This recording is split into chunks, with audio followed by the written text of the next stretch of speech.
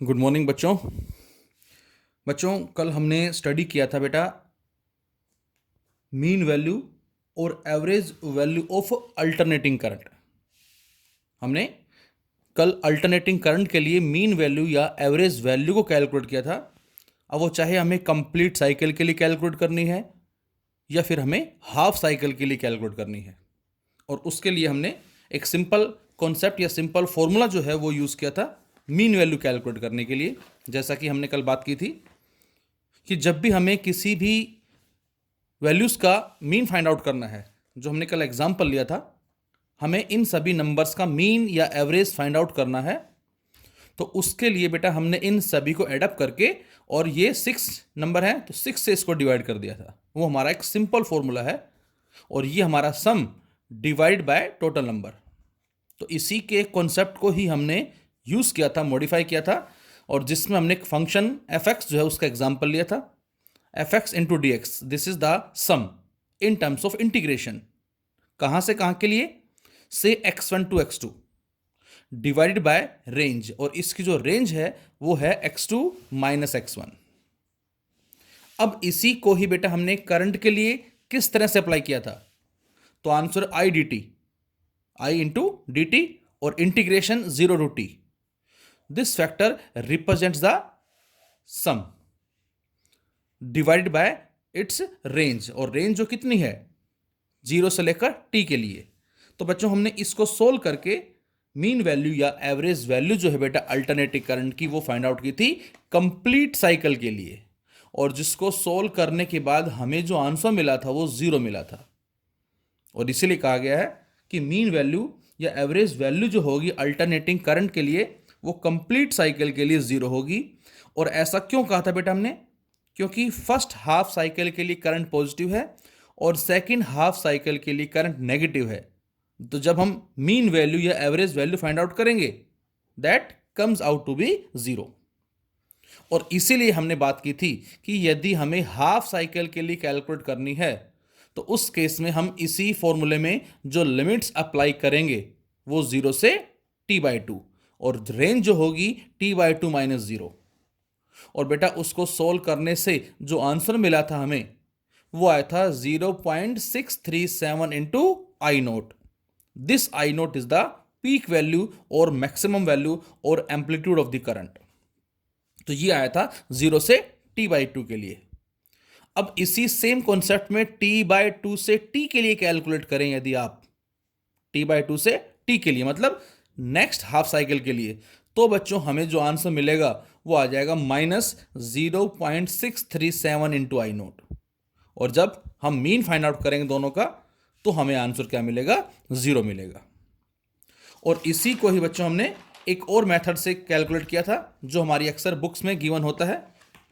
Mean value या average value जो है किसी अल्टरनेटिव करंट की is defined as that value of steady current which would send the same amount of charge in the same time as is sent by AC in the same circuit in the same time. जितने time में एक DC source किसी given circuit में charge को transfer कर रहा है उतने ही टाइम में AC भी ट्रांसफर कर रहा है।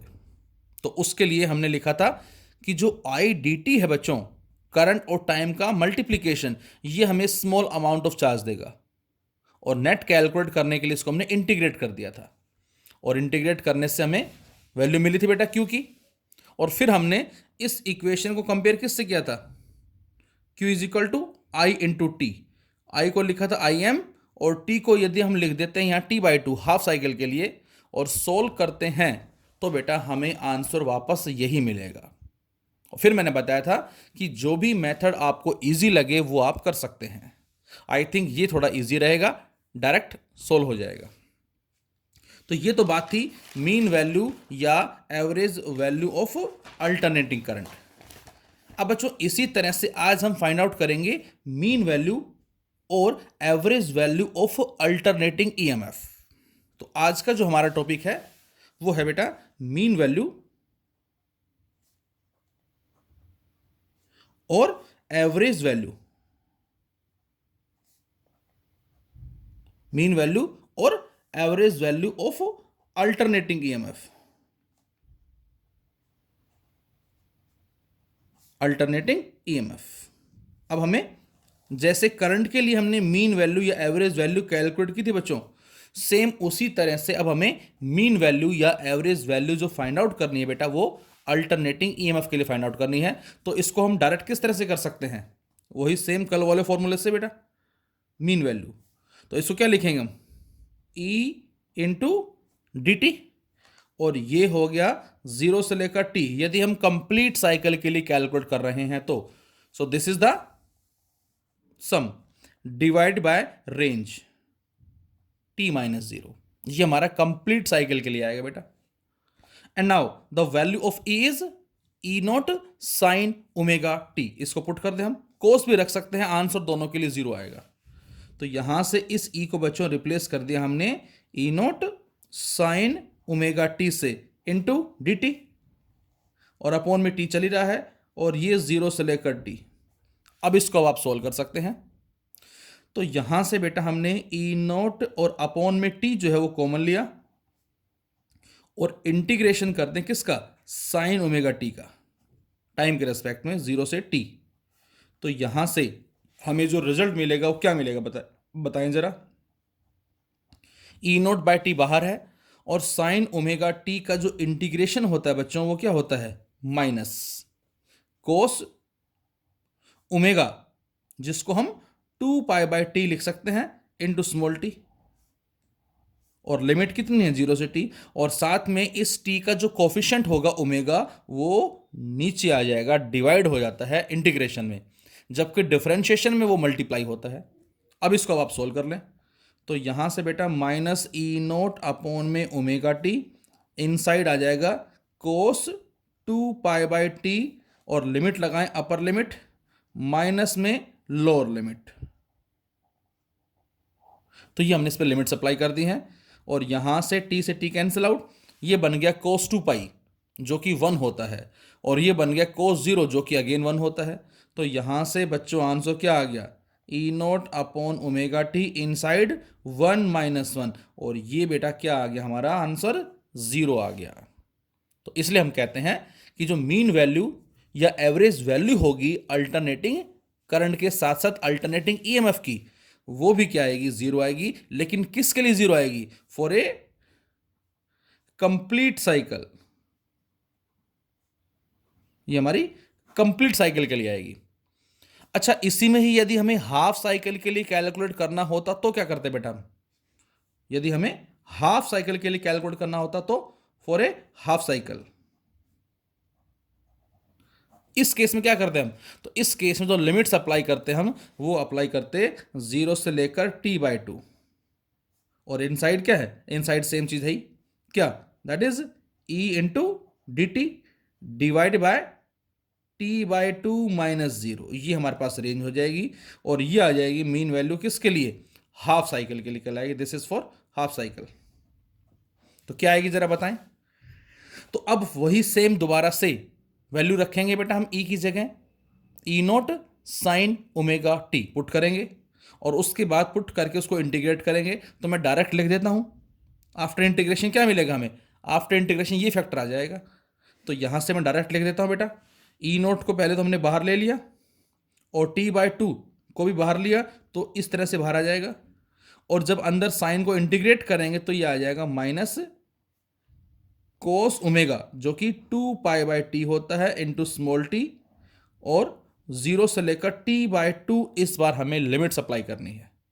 So upper limit minus lower limit, तो बाहर है माइनस में 2 ई नोट अपॉन में omega t, inside cos 2 pi by t into t by 2, and minus ये कोस 0 बन जाएगा, और ये आ गया बच्चों कोस पाई जो कि -1 होता है, एंड कोस 0 1, सो -1 एंड -1 -2, तो इसका मतलब ये आ जाएगा बेटा कितना, 2 ई नोट अपॉन में ओमेगा इंटू टी, और अंदर से -2 आया, और उस माइनस ने इस माइनस को कैंसिल आउट कर दिया, और अब हम इस ओमेगा की वैल्यू को लिख सकते हैं 2 पाई बाय टी। तो जरा बताएं क्या आएगा यहां से।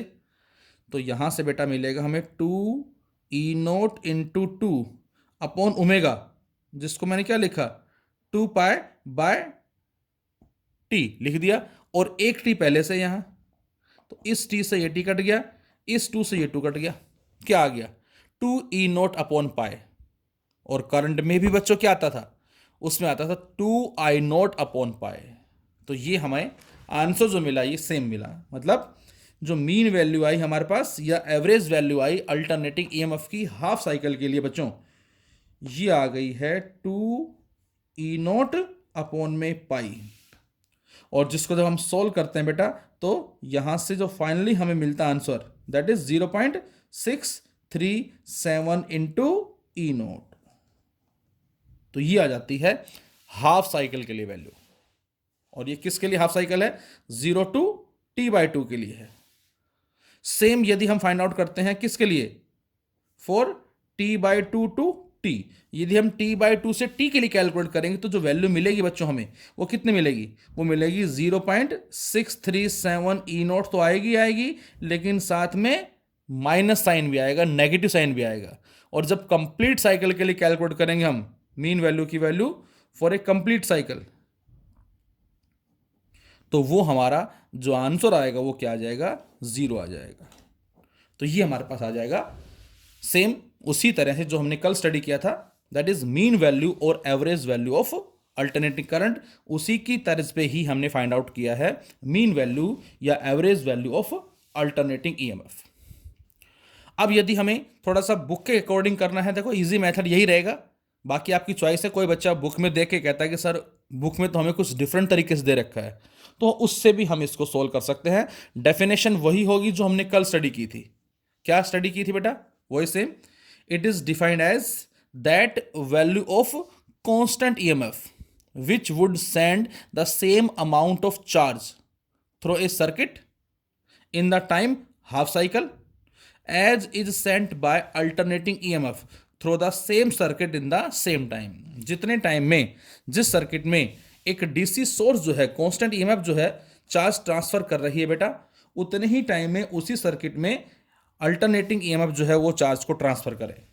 तो उसके लिए हमें उस वोल्टेज की जो वैल्यू लेनी पड़ेगी, हमें वो कितनी लेनी पड़ेगी, उसी को ही हमने मीन वैल्यू या एवरेज वैल्यू का नाम दिया है। चार्ज की बात कर रहा है तो हम वही सेम फॉर्मूला दोबारा से लेते हैं, dq/dt इक्वल टू आई। हमने सेम फॉर्मूला लिखा dq/dt equal to I, then dq is equal to I into dt। अब बच्चों हमें यहां पर ईएमएफ को लेकर आना है और हमें पता है बेटा क्या कि करंट बराबर किसके होता है, करंट बराबर होता है E/R। हमें यहां पर जो है वो E को लेकर आना है and we know that I is equal to E/R and the value of E is E0 sin ωt। The value of E is E0 sin ωt। तो यहां से बच्चों हमें करंट की वैल्यू मिल गई E0/R sin ωt, और इसको put कर दिया बेटा हमने यहां इस इक्वेशन के अंदर। बोलो तो dq बराबर IDT या dq बराबर I की जगह E/R और E की जगह E0 sin ωt/R into dt। और हाफ साइकिल के लिए करना है तो इसमें 0 से लेकर T/2 हमने क्या कर दी, लिमिट सप्लाई कर दी। और जब इसको सोल्व करेंगे बेटा तो सोल्व करने से हमें जो वैल्यू मिलेगी क्योंकि वो आ जाएगी 2E0/R ओमेगा, 2E0/R ओमेगा, ये आ जाएगा। If EM is the mean or average value of alternating EMF over the first half cycle। यदि हम EM को नाम देते हैं मीन वैल्यू या एवरेज वैल्यू का EMF की, अल्टरनेटिंग EMF की हाफ साइकिल के लिए, तो उस केस में जो चार्ज है बेटा Q, इस Q को हम क्या लिख सकते हैं, Q इज इक्वल टू हमें पता है बेटा ये होता है I इंटू T होता है, लेकिन I कौन सा IM, T कौन सा T/2, और इस IM की जगह हम क्या लिखेंगे, इस IM की जगह लिखेंगे हम EM/R। तो यहां से हमने यही सेम काम किया इसके अंदर, Q equal to EM/R into T/2। मतलब ये करंट है और ये टाइम है, दोनों का प्रोडक्ट हमें क्या देगा, charge. This is equation third suppose, and if we compare second and third तो बेटा हमें जो आंसर मिलेगा वो वही आएगा 2E0/पाई, जो अभी हमने सोल्व किया था 2E0/पाई, सेम आंसर मिलेगा। सो दिस इज 2E0/पाई। और we can say this EM equal to 0.637 into E naught. ये हमें मिलता है बच्चों हाफ साइकिल के लिए।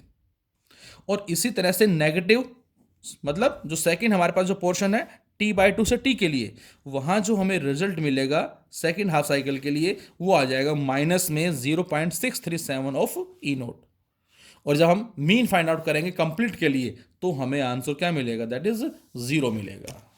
तो ये हमारी कहलाती है मीन वैल्यू और average value of alternating EMF। अब जो नेक्स्ट वीडियो होगा हमारा बेटा, उसमें हम बच्चों स्टडी करेंगे root mean square value of alternating current as well as alternating voltage. Thank you.